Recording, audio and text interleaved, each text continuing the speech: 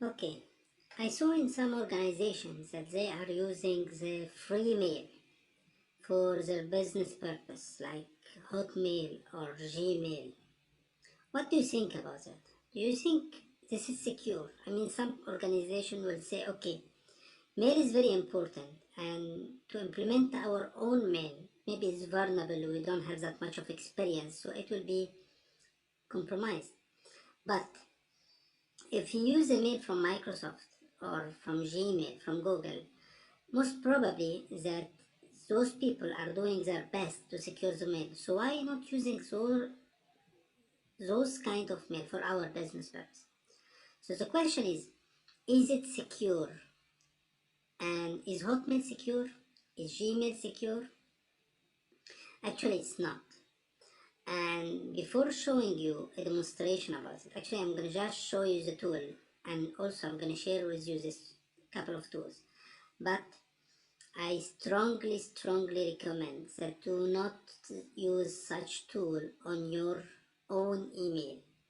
So if you need to test such tool, create a test account and then try to compromise it using these tools, because sometimes the tool will not compromise the password, but the account will be locked out.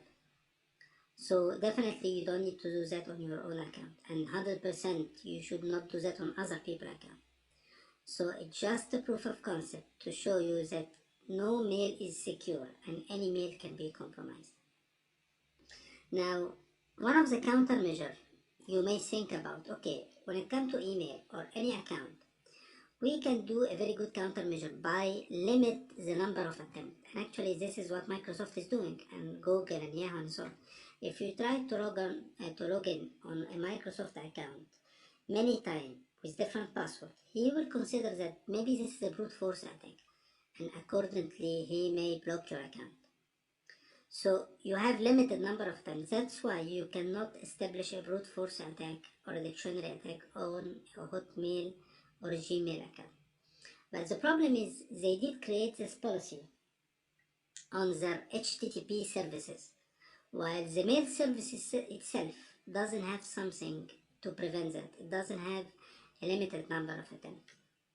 This is the last time I checked. So let's see the concept of that. So Hotmail, yeah, this is the script. Let me see, Hotmail script. So let's go to the Hotmail folder. Script will be shared with you for Hotmail and Gmail, but one more time, this is to test the account, if it can be compromised or not, and on your own testing account. Do not use your personal account, and definitely do not use any other people account, because this is illegal. And the script is here, but before running the script, let's see what is inside. Let's see what is the idea of the script, because it's a brute force attack on Hotmail Python. So if you check the script, this was written by someone, he put his name here. So this is the usage. If you need to type it, you put hotmail.py -u, then the email address, then -w, then the word list. And I just need you to verify what is the weakness here.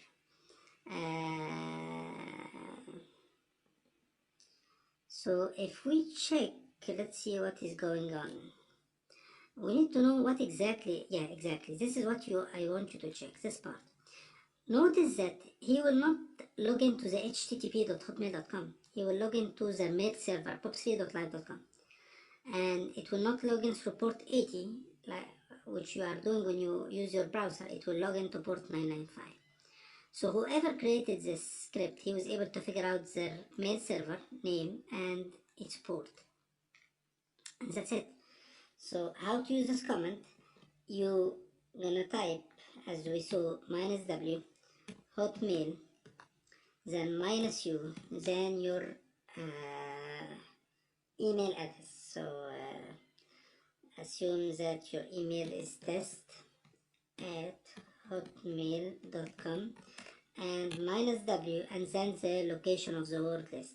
So if the word list is inside, for instance, pen test word list, for instance, the file is word list dot txt or whatever is the extension, you just write the name and make sure to point to the right connection, and he will try to crack this password. But you should have a proper word list, and I believe I explained to you from where you can get a very powerful word list, or you can use the tools, just Crunch, which I explained on some previous video, to create your own word list. If you need a word list fill of phone number, you need to customize the word list, you can create your own, and there is a tool called Crunch in Linux that you can use. So this is Hotmail, and same idea for Gmail. Let's see. So I'm gonna get out from that. Let me see where I am. So print working directory. Let me get back to here, root and ls, and I believe I also have a similar script for Gmail. So cd Gmail and ls, and the script is Gmail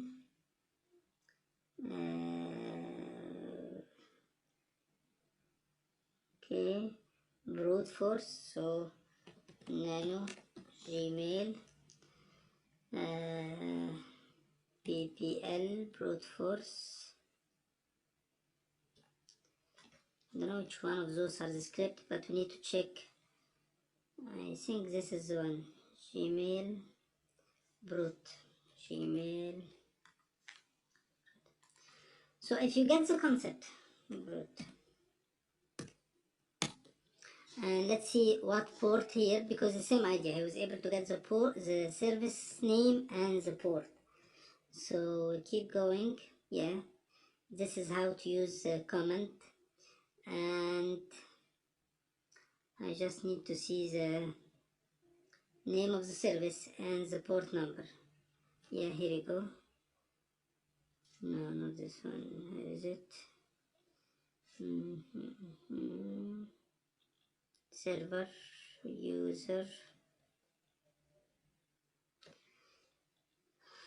Okay, why is it important to check the script? Because if you know the mail of the server and the server name, and you know the port, you can take this information and not necessarily use the script. You can use the Brutus application, the graphical application in Windows that we used before, and then you can check the and you can establish the attack using any other tool. So it's all about getting the name of the server and the port. So it should be here somewhere. This actually is bigger than the other one, so print. Okay, I'm just gonna increase the size so it will help us a little bit. So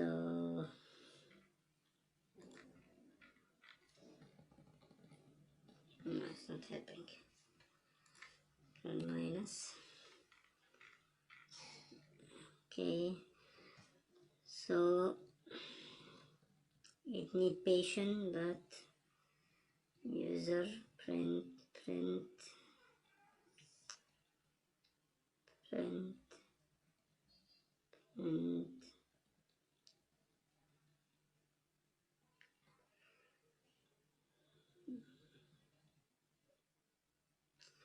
Anyway, I'll share the script with you. Just keep looking the same way we did in the Hotmail script. And what you are looking for the server name, and you are looking for the port number. So definitely it should be mentioned here, except it's a big script. So don't waste your time. I just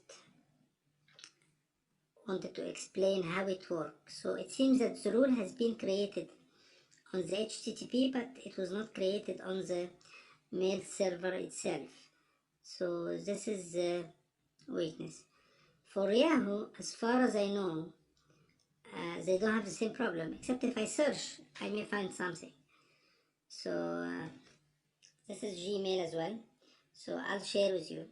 But you know, after a while, maybe Microsoft and Google will solve that.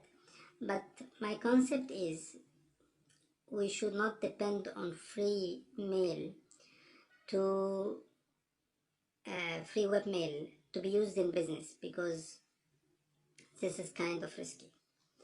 So I'll share the script. Make sure to create a test account and test them, and let me know if you have any question, and I'll get back to you as soon as I can. Thank you so much.